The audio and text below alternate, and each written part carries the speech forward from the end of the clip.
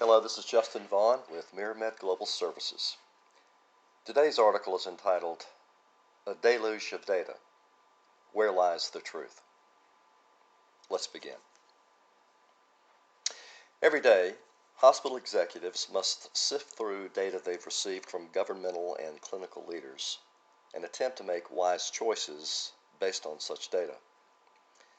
The problem is not just that there is an overload of information out there, but that it is often conflicting information. This group of doctors doesn't agree with that group of doctors regarding treatment, or that leading official said one thing about mask effectiveness a few months ago and is saying something different today. There are recurring claims of overinflated COVID numbers and counterclaims of suppressed COVID numbers. What is one to do? Where does the truth lie?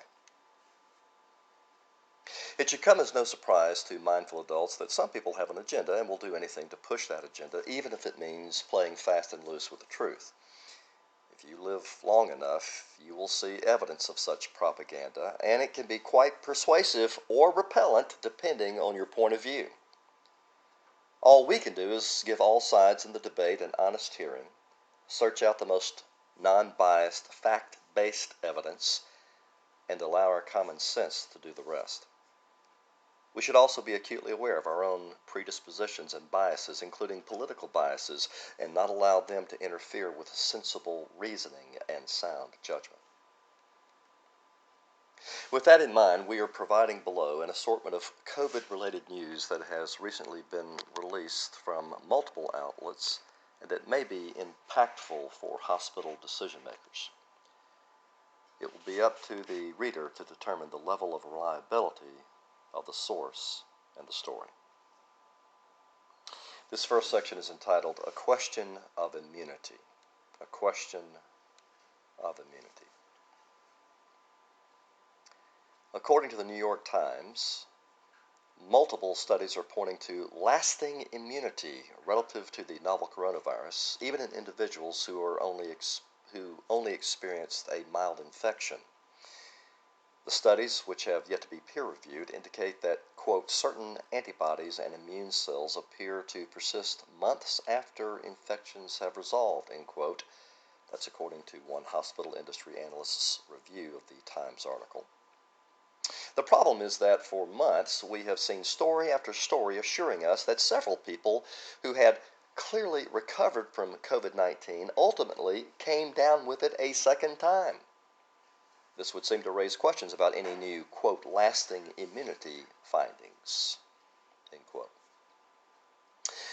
Indeed, a recent communication from the Centers for Disease Control, or CDC, in Atlanta looks as if it contradicts the studies referenced in the Times as well.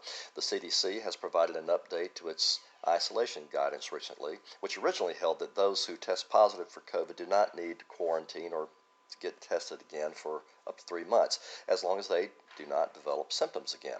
On August 16, the agency clarified that its guidance doesn't, quote, imply immunity, end quote. According to one healthcare reporter, the CDC is uncertain if someone can be reinfected with COVID-19, but cited data suggesting low levels of the virus may exist up to 3 months after recovering from the initial infection. This next section is entitled, Dueling Vaccines. The New York Times is also reporting that the CDC is working with certain states on a COVID vaccine distribution plan. The plan may be in response to the announcement made last week by federal officials concerning the Trump administration's desire to deliver tens of millions of vaccine doses by early 2021. This, of course, presupposes that there will be a vaccine by that time. According to the most recent issue of Newsweek, there are several potential vaccine solutions undergoing current testing, some of which may be ready by early next year, but then again, they may not. Then, of course, there's the claim made last week by President Vladimir Putin of Russia that his nation has successfully developed the world's first COVID vaccine. Well, after all, they were the first to put a man in space. Naturally, non-Russians are somewhat skeptical of this medical breakthrough claim. The fact of the matter is, there is no guarantee that a vaccine that specifically addresses and safely prevents every variant of what is called COVID-19 will be developed. After all, we have yet to develop a fully successful immunization against the seasonal flu, not to mention the common cold. Nevertheless, some vaccines have historically shown to be extremely effective in nearly eradicating certain maladies. And so we can only hope that doctors and hospitals will have increasingly better access to treatment that will prevent or ease this particular virus in the weeks and months ahead. This next section is entitled The Tale of the Tests.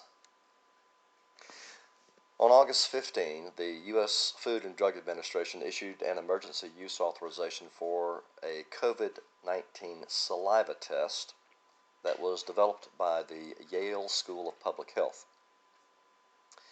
The saliva direct test, as it is called, reportedly offers a, quote, cheaper, less invasive testing method that does not rely on chemical reagents that have caused shortages of other tests, end quote.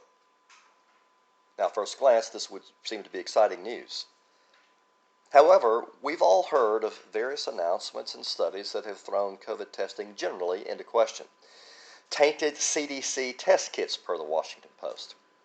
False positives, false negatives, positive one day and negative the next. It all works together to undermine the citizens' confidence in the entire testing process.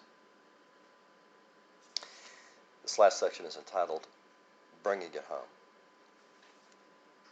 So what are hospital administrators and clinicians to do with this information? Do they plan for a better, more normal 2021 because Americans will now have an immunity against coronavirus or not? And because a vaccine is on its way, assuming it really is, and because COVID testing is becoming faster and cheaper if it's reliable? All hospitals can do is have contingency plans in place that include the possibility of a continuation of high numbers of COVID-19 cases into 2021, recognizing that some models predict a spike in such cases this coming fall and winter. Government mandates may also play a role in hospital operations, with federal, state, and local officials issuing potential orders that may affect elective surgeries, for example. Hopefully, we are on our way to better times, but the times are often defined by those presenting the facts. We at Miramed Global Services continue to monitor the latest on the coronavirus as well as other developments important to our readers. We are here to provide you the tools to help you succeed. You can reach us at info@miramedgs.com. Thank you.